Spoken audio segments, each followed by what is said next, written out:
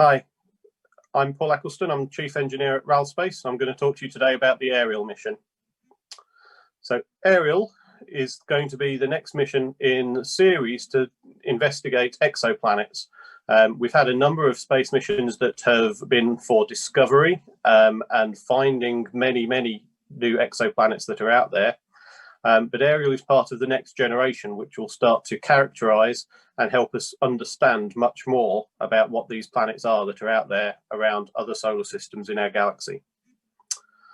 And what we're going to try to do is to understand these two key questions. What are the key physical processes that shape planetary atmospheres? And importantly, how do planets and planetary systems form and evolve?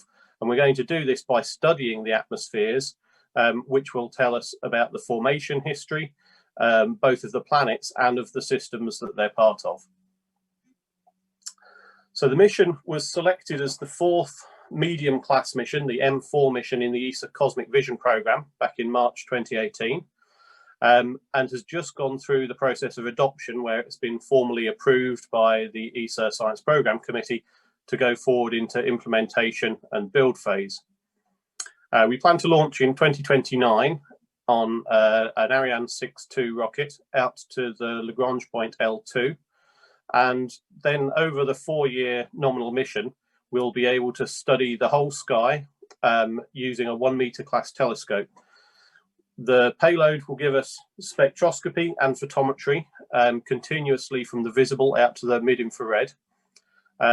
And this data is achieved all at once on every target that we look at. Over the 4-year lifetime, we'll study approximately 1,000 exoplanets with a wide range of characteristics. We're going to be looking at large and small planets, both rocky and gaseous, with a range of temperatures from sort of temperate right up to the very hot planets, orbiting around many different classes of stars. And by focusing on warm and hot exoplanets, Ariel will be able to understand more about the formation history, because in these planets, the atmospheres are well mixed, and I'll come back to more about that later on. We achieve this with simultaneous wavelength coverage, and this is one of the unique aspects of the payload on Ariel compared to other observatories that are available. By observing continuously from 0.5 out to 7.8 microns at the same time, we get a much better view, much more efficiently, of the overall spectra of those planets as they transit in front of and behind their star. The payload for this is being built by a consortium made up of 17 ESA member states and also a NASA contribution coming from the CASE team led by JPL. And together this consortium is going to develop and deliver the payload into ESA, who are responsible for then the spacecraft bus and the overall mission launch and operations. So there are 6 different channels that form part of the payload for Ariel. These are divided into 2 instruments, one called the FGS NIRSpec instrument, and the other one, the AIRS, the Aerial Infrared Spectrograph. So the FGS contains the top 4 rows of this table with 3 integrated photometric bands covering between 0.5 and 1.1 micron, split up as you see here. The key aims here are for measurements of the albedo and to give us a number of pieces of information that help us correct the spectroscopic data for things like stellar activity. And we'll also get a really good detection of clouds and hazes from these photometric bands. We also use 2 of these bands for fine guidance of the telescope, for stabilization and locking on to give a very low jitter on the platform, which means that we get a very low noise component coming from that jitter. We also have a low resolution spectrometer, which forms part of that same instrument, the NIRSpec, which is giving us 9 spectral channels between 1.1 and 1.9 microns to resolution of approximately 20. And this is optimized to give us some of the characterization of particular species, particularly in the hottest exoplanet atmospheres. So we're looking at things like titanium oxide and metal hydrides that are particularly visible in this waveband. Then we have the Ariel infrared spectrograph, the AIRS instrument, which has higher resolution. It's still only a moderate resolution spectrometer of resolution of around 100 or 30 in the two different bands. And this is where we will get most of the data on the molecular abundances, along with the thermal structure of the atmosphere. So we'll be able to understand the temperature pressure profiles, along with looking at the horizontal and vertical structure through the atmosphere. And I'll talk a bit more about how we will achieve that later on. So the survey that we will do, we're aiming for 1,000 planets over the nominal mission, with the possibility to extend that. But we actually divide this into a number of tiers. And so we're looking both at data on individual planets, which is similar to what is done at the moment with data that's available, although very sparse, from things like Hubble, but also a large population analysis, which is the key difference that Ariel will be able to achieve that no other mission will be able to do in the comparable time frame. So taking the 1,000 or so planets that we'll observe, we will be able to answer the questions that you see up in the top left here, looking at how many have clouds, have they retained hydrogen and helium in their atmosphere. We'll be able to produce color diagrams, which will hopefully tell us something about different classes and classifications of planets. And that will also provide us key information for how to refine the list of planets that we then take into the deeper tiers. In the second tier, in the deep survey, we start seeing the atmospheric components. This is where we get most of the spectroscopic data. And we'll start looking at the thermal structures and the characteristics of the clouds, and elemental composition of the planets and the atmospheres. And then for a few of the very best planets, we go even deeper. These are our benchmark planets where we achieve good signal to noise in a couple of transits, a short number of visits. But these we will go back to repeatedly through the mission, and we'll be able to therefore get some information on the spatial and the temporal variability of the atmospheres, and even look at atmospheric circulation, because the signal to noise here is sufficiently high that we can actually divide up the planet into slices as it goes in and out of eclipse. And we'll be able to use these slices to produce maps of the temperature profile on the atmosphere, and even potentially some study of disequilibrium chemistry. There's also a few planets that we will go into a fourth tier, where there's the possibility to follow the planet all the way around the orbit and conduct what's called a phase curve measurement. This will give us some additional information on the temperatures of the planet and how it changes as it orbits around its star, and the possibility of tailored observations for a few of the particularly interesting targets. So this video just gives a bit of an overview of the spacecraft. So you're coming up from below here, you see on the bottom there body-mounted solar cells that provide all of the power. And then as we come up onto the top part of the spacecraft, you see the payload module with the blue light representing the incoming beam from the target star. So moving around, you can see that the spacecraft points out away from the Earth and Sun, which are in the downwards direction in this video. And we'll be able to scan to see many different angles on the sky, and I'll show you a sky visibility map shortly.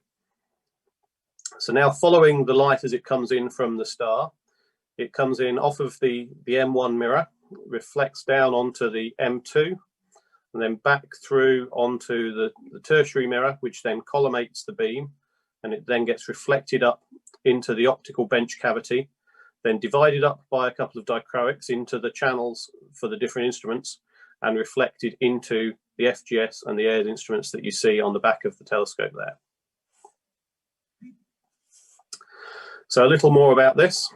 The telescope and almost all of the payload module is made out of aluminium. So it's a monolithic material, which means that it can be aligned warm, and then when it goes down to cryogenic temperatures, which is where we operate, it will cool together and will remain in alignment. It has a baffle tube around the M1 mirror to reduce stray light, and a mechanism behind the M2 mirror that we just saw that allows us to refocus and correct for any small distortions that occur after launch. Because we're studying in the infrared, as I said, the payload has to be cold in order to reduce the thermal background in the infrared. And so we are thermally isolated from the payload module, which operates at room temperature, where all the electronics are, by the carbon fiber bipods, which you see there, and the V-groove radiators, which prevents the radiative heat transfer from the warmer module. We also have an active cooler, which you'll hear about in one of the other talks at this conference, which provides active cooling for the detectors for the AIRS instrument. If we now swing around onto the back, you see the rear of the M1 mirror supported by the common optical bench, which also houses the two instruments and all of the common optics that splits and shares the light between the two different instruments. And if we now zoom in on that area and take the radiator off of the back, you see the FGS instrument on the right-hand side there, along with its cold front-end electronics that digitizes and processes the detector signals, and the AIRS instrument on the left with its corresponding cold front-end electronics potentially housed there.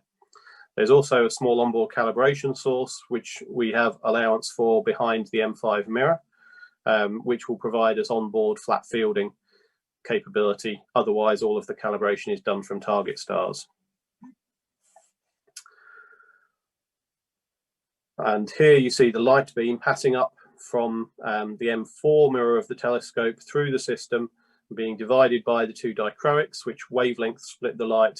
First, all of the light short of 2 microns goes into the FGS and then divides at 4 microns between the two channels of the AIRS instrument. Okay, so I talked about the sky visibility. So over the period of a year, as the Earth goes around the sun, we have the ability to rotate the spacecraft around the Sun-Earth axis to be able to see any point on the sky. And actually, both of the ecliptic poles can be seen almost 100% of the time. But even the ecliptic plane can also be visible at least 30% of the year, which means that we've got a fairly good amount of flexibility in scheduling the observations. And you see the dots on the right hand side here are the tier 1, tier 2 and tier 3 targets from a nominal mission profile. This is something that will evolve over the coming years before launch as we refine our understanding and decide exactly which targets we're going to look at. So at the moment, there's over 2,000 planets that are known at the moment that could be good targets for Ariel. There's a publicly available list that you see a link to here, and these two histograms show the population, showing that there's a wide range of planetary sizes, both sides of the now well-known Fulton Gap, which you see there on the left-hand plot, where there is a dearth of planets in between the small rocky and the gas giant ones, and we can probe both sides of that in order to help understand why that appears and how the formation processes are different for the planets either side. And also showing the temperature distribution, that we've got some very hot planets up at temperatures of over 3,000 degrees, right down to potentially temperate planets around M-class stars.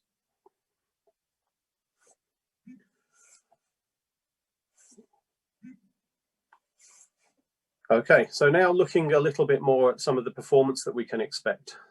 We've got some detailed simulation tools that simulate all of the possible noise sources for Ariel, that then can generate the plots that we would see as a ratio of the brightness between the in-transit and out-of-transit brightnesses of the target system. And that's what you see in the lower left here. The error bars there are the expected signal to noise error bars from a particular number of transits for this particular star. And then we use a number of codes to potentially try to retrieve the different abundances of the different chemicals. And that's what's shown to the right of that. We've shown that from the signal to noise that we can expect, we actually get very good retrieval of the different abundances, and there are many different retrieval codes that are being used out in the community that give good agreement with the signal to noise levels that Ariel's expecting to achieve. So that's how we have driven the requirements on the system, is in order to achieve unambiguous chemical retrieval of the atmospheric composition. When we start looking more at the population analysis, we expect to be able to plot color diagrams like this, seeing different C/O ratios, carbon to oxygen ratios in different atmospheres as different ratios.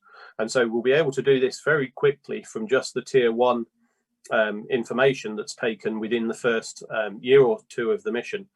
And so we expect to see really good data coming out, understanding which planets fall into different categories from that tier 1 information.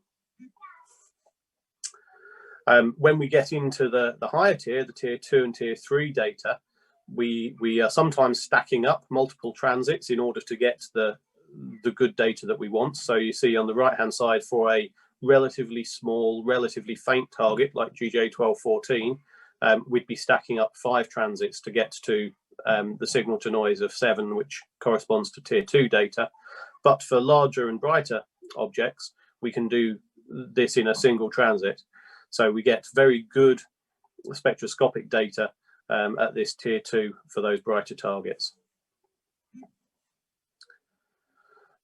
One of the things that we are quite keen on within the consortium is the involvement of citizen science programs, both in terms of understanding the data when we actually come to operate. There's a very open data policy, but even before the mission, we're encouraging people to get involved.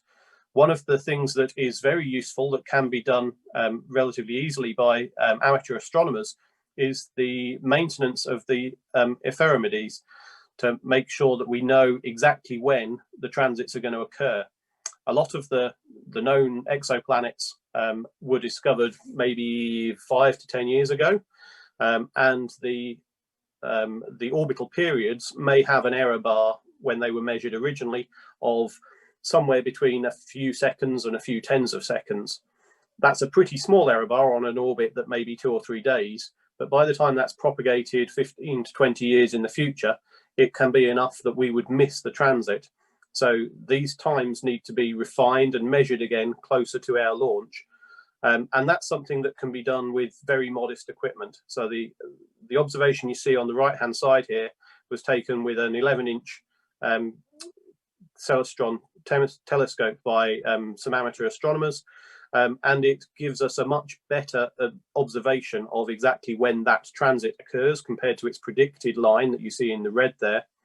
And this can be repeated multiple times between now and launch in order to give us a really good knowledge of exactly when each transit occurs, so we can optimize the scheduling and not miss out on any transits. So Ariel will be able to discover much more about the exoplanets that we now know to be out there among the stars in our galaxy. Almost every star is known, or there are thought to be many more exoplanets than there are stars.